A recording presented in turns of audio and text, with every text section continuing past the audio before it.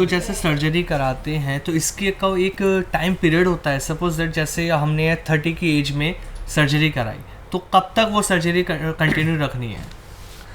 एक तो होता है सर्जरी का टाइम कितना जी। तो ये ना वो ऐसी सर्जरी नहीं है लंबी लंबी 2-2 घंटे 3-3 घंटे जी। ये सर्जरी होती है 5 मिनट की। जी। इस सर्जरी में कोई दर्द नहीं है, कोई ओके। इंजेक्शन नहीं है, कोई टांका नहीं, कोई ब्लेड नहीं, कोई फ्लैप नहीं, कोई जी। पट्टी नहीं, कोई हॉस्पिटलाइजेशन नहीं। ब्लीडिंग वगैरह कुछ? 10-15 सेकंड का लेजर डालना है आँख में और ऑपरेशन होगा। ठीक है।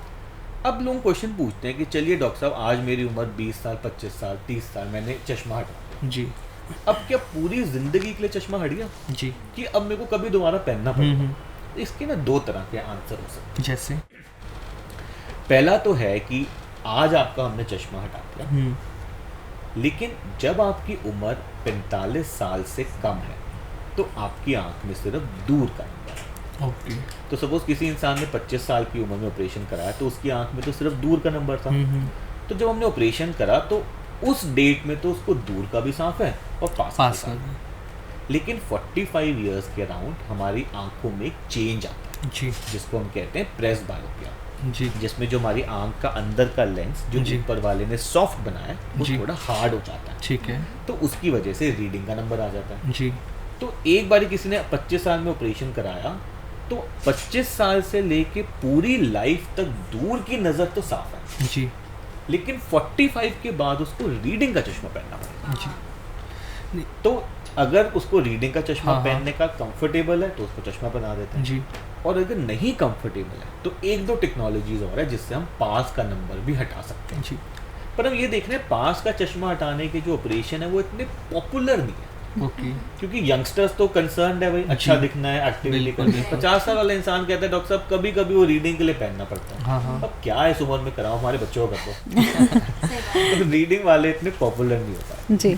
अब जी। एक और चीज़ है, देखिए हमें ये समझना है कि एक ऑपरेशन कर रहे हैं जी। और ये ऑपरेशन कर रहे हैं एक इंसान की जी। आंख पर। हाँ जी। वो आंख एक जिंदा आंख है, उसमें खून जाता है, ऑक्सीजन लेती है, वेस्ट मटेरियल निकालती है। ये आंख पे ऑपरेशन हो रहा है, एक प्लास्टिक पे नहीं हो रहा है। जी। और आंख अपने आप को चेंज कर सकती है। बिल्कुल। तो कभी कभी हम ये ऐसा देखते हैं कि हमने आज ऑपरेशन करा, आज के दिन तो नंबर 0, जी। लेकिन 10-15 साल बाद आधा नंबर आ गया, पौना नंबर आ गया। जी। वो इंसान क्या करे? तब भी कोई टेंशन नहीं लेनी, आपको हॉस्पिटल वापस आना है, जी। थोड़ा सा आधे 1 सेकंड का लेज़र और डाल देते हैं और उसको 0 बस आधे से। हाँ। फिनिश। उसको हम लोग कहते हैं लेज़र टचअप या पॉलिशिंग। जी।